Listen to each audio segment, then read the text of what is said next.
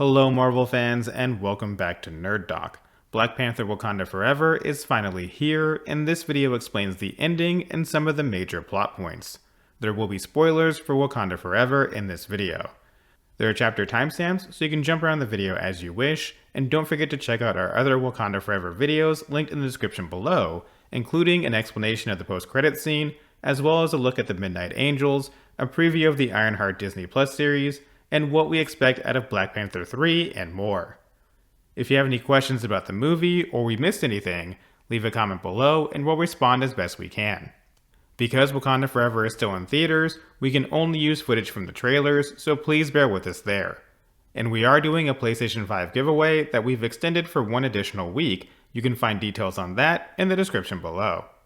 Black Panther Wakanda Forever starts with T'Challa's death and funeral. He ends up dying of an unknown disease. Shuri is desperate to cure him by using a synthetic heart-shaped herb, even praying to the goddess Bast, but she's unable to find the correct specifications and fails. The movie picks up 1 year later as an armed force from France attempts to steal vibranium from a Wakandan outreach center in Mali. Queen Ramonda addresses this at a UN hearing where we learn that there's vibranium on Earth outside of Wakanda, most likely from a second meteor that landed in the Atlantic Ocean.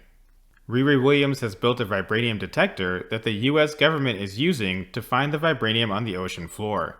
This brings the US government team very close to the underwater city of Talocan, which essentially is the MCU version of Atlantis, but with Mayan influences instead of Atlantean. Namor, king of Talocan, feels that the US team is too close to the Empire. Talocan forces attack and kill the entire drilling team. They use a sonic attack that causes some sort of hypnosis, forcing many of the crew members to simply walk overboard.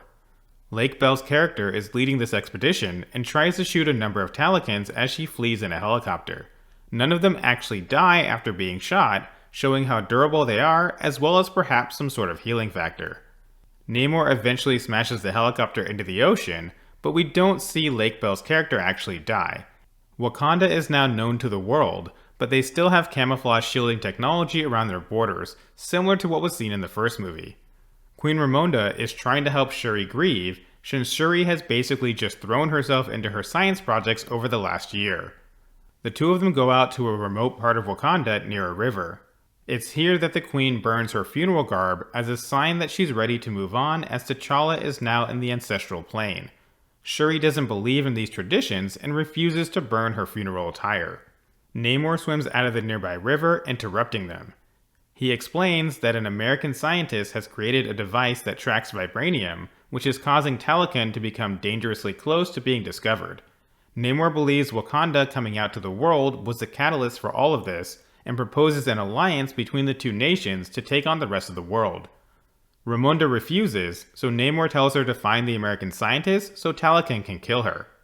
Now, taking a step back here, Talocan basically sits on a vibranium meteorite, just like Wakanda. Because Wakanda came out to the world now knows that vibranium exists and can be weaponized. Therefore, everyone is searching for this substance. At the moment, it only exists in Wakanda and Talocan, which means it's only a matter of time before Talocan is discovered, endangering Namor's people. In order to protect his people, Namor wants to ally with Wakanda, who he views as the strongest surface nation, and crush the rest of the world. At the very least, he wants the scientist who created the tracker so he can kill her. Now obviously another scientist can just make a new vibranium tracker, but without Riri, they would at least be slowed down quite a bit. After the encounter, Okoye and Shuri head to MIT, where they find Riri Williams and eventually get to her lab, where she keeps her Mark I Ironheart suit. They end up running from the police and the FBI, but are cut off by the Talocans. Both Shuri and Riri are unconscious at this point due to a direct attack from the Talocans, so it's just Okoye against Atuma and a few of his underlings, while Namor takes care of the police and FBI. Okoye holds her own, striking lethal blows to the underlings, but all three get back up. Atuma then sends them away so that he can fight Okoye 1v1 in true warrior fashion. Unfortunately, it doesn't go well, as Atuma messes Okoye up pretty badly, dislocating her shoulder and essentially toying with her before Namor interrupts and knocks Okoye into a nearby river as they take Riri and Shuri back to Talocan. Due to her failure, Queen Ramonda strips Okoye of her status and rank as general. The Queen then goes to Haiti to find Nakia, who she asks to locate Shuri and bring her home. At this point in time, Nakia has been gone for 6 years, or since the end of Infinity War or a bit after that.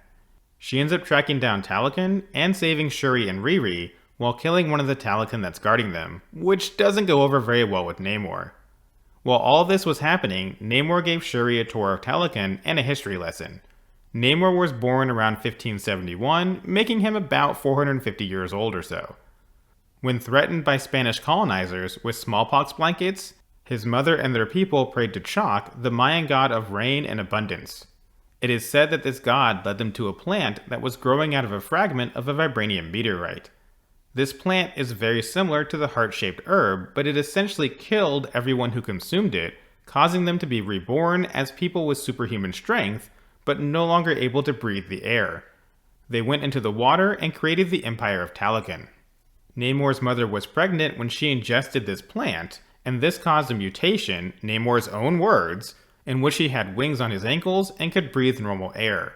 In addition, his skin absorbs the oxygen in the ocean, so he can survive in the water or on land. Namor is officially a mutant, but there was no mention of the X gene. When his mother eventually died, she requested to be buried back in her homeland, but when Namor took her there, he found the Spanish colonizers had enslaved the people who remained behind. Namor killed them all, but this made him realize that the surface world was simply not for them, so they remained hidden in Talocan for centuries. As Nakia was closing in on Talocan, Namor gave Shuri a bracelet made from the fibers of the Talocan version of the heart-shaped herb as a peaceful sign of his hopes for an alliance between the two nations. Namor also told Shuri that if Wakanda would not ally with them, Talocan would attack the world anyway, starting with Wakanda. So Nakia killing one of the Talocan guards just pushed Namor even further, and they attacked Wakanda as we get into the end of the film. Toward the end of the movie, Namor attacks Wakanda, but as a warning. It's during this battle that we see that the Talocans can basically run circles around the Wakandans, as even M'Baku gets embarrassed when he tries to come at Namor in a one-on-one. M'Baku takes one punch from Namor, and it was a surprise his chest wasn't completely caved in. Namor then goes right at Queen Ramonda, who was with Riri in the throne room. The Queen does what she can to protect Riri, but Namor attempts to drown them both, killing Ramonda while Riri survives. Namor then tells Shuri right after her mother dies that he will be back in a few days to finish Wakanda if they don't submit. This severely angers Shuri, and she uses the bracelet Namor gave her to properly synthesize a new heart-shaped herb and becomes the new Black Panther. However, when she goes to the ancestral plane expecting to see her mother, she ends up seeing Killmonger instead, who basically lights a fire under her, appealing to the rage she now feels after losing her brother and her mother. This causes Shuri to take an offensive approach to Namor and Talocan, going against M'Baku's sage advice.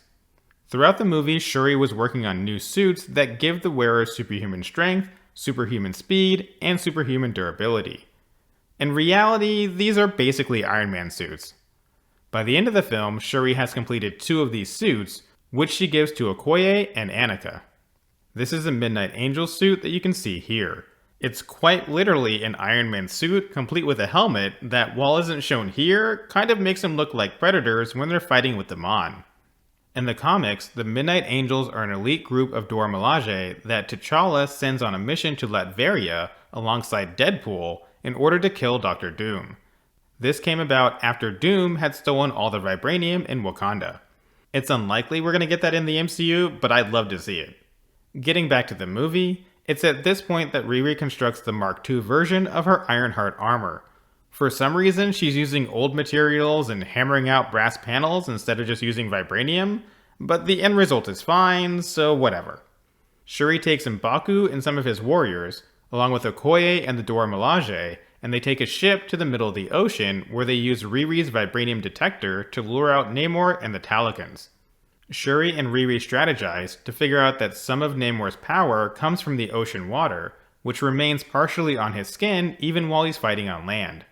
They convert one of the Wakandan jets to basically serve as an evaporation chamber to dry Namor out and weaken him in the process. Wakanda seems to be winning the battle at first, even capturing Namor in the evaporation ship, with Shuri trying to take him hostage as she heads back toward land. However, the tables turn quickly despite having 3 Iron Man suits in play. Namor uses his vibranium spear to destroy the ship as they crash on a nearby beach. Namor is very clearly weakened, while Shuri is shaken up and laying on the beach. Instead of taking this opportunity to quickly jump into the water and regain his strength, Namor gets cocky and immediately attacks Shuri. From Namor's point of view, Talocan is the strongest nation on Earth, and he's the strongest in Talocan. But unfortunately, his arrogance gets the best of him. Shuri ends up tearing off one of Namor's ankle wings, but Namor still has the upper hand since he's a much better fighter. Namor impales Shuri with his vibranium spear, then assuming she's dead, he gives a half-hearted, pretty disappointing IMPERIUS Rex yell. It's in his native Mayan tongue, with subtitles, so it doesn't really have the same impact as it does in the comics. Namor starts to slowly hobble back to the water, but Shuri isn't quite dead yet. She removes the spear and engages Namor again, activating the engines of the nearby crashed jet, scorching Namor, but still not killing him. Instead of channeling her inner Killmonger, Shuri hears Ramonda from the ancestral plane, bringing her to her senses and allowing Namor to live so long as he submits to Wakanda. Namor agrees, and the two of them head back to the ship, just in time to stop the Talocans from completely overrunning what remains of the Wakandan forces. After all of this, there's a ceremony where Shuri is expected to become queen, just like T'Challa had in the first film. However, instead of Shuri, M'Baku steps out of the jet and becomes the next king of Wakanda. This is because he has much more wisdom when it comes to ruling. Shuri is still young and inexperienced, so she'd rather have M'Baku lead. Namor is back in Talocan, where Namor questions why he yielded to Shuri. Namor explains that the other world powers are coming for Wakanda, and when that happens, they'll have to rely on Talocan, and Namor will get what he wanted in the first place. Throughout the movie, CIA agent Everett Ross was working with Wakanda. Val is a new director of the CIA, and arrested him for working with Wakanda and against the US, even though he was just trying to prevent a war. Throughout most of the film, the hostile actions of Talocan were thought to be the actions of Wakanda because no one else knew Talocan existed. So the US was almost ready to invade. Ross helped prevent this, but it cost him his freedom because he was seen as a traitor to the US. However, as he's being driven to prison, Okoye stops the vehicle using her Midnight Angel suit, and frees Ross. To add in a few additional notes, Shuri doesn't allow Riri to leave with the Ironheart suit that she made in Wakanda, meaning she'll be making a new suit in the Ironheart series. Also, there's a brief tease that Annika and Io are in a relationship, which will likely be picked up on in the Midnight Angels series. More on the Midnight Angels and Ironheart in our videos linked in the description below. Finally, just before the credits roll, we see Shuri in Haiti where she meets up with Nakia. Shuri goes off on her own to the beach to burn her funeral garb from T'Challa's funeral. This is the same attire she refused to burn with Queen Ramonda earlier in the movie. Basically what this shows is that she's finally ready to move on from her brother's death. While this was the attire she wore to T'Challa's funeral, it's also symbolic of her mother's funeral as well. Shuri isn't ready to rule yet, which is why she asked M'Baku to step up into that role, but she has come to terms with the deaths in her family and is ready to step into the role of the Black Panther, protector of Wakanda.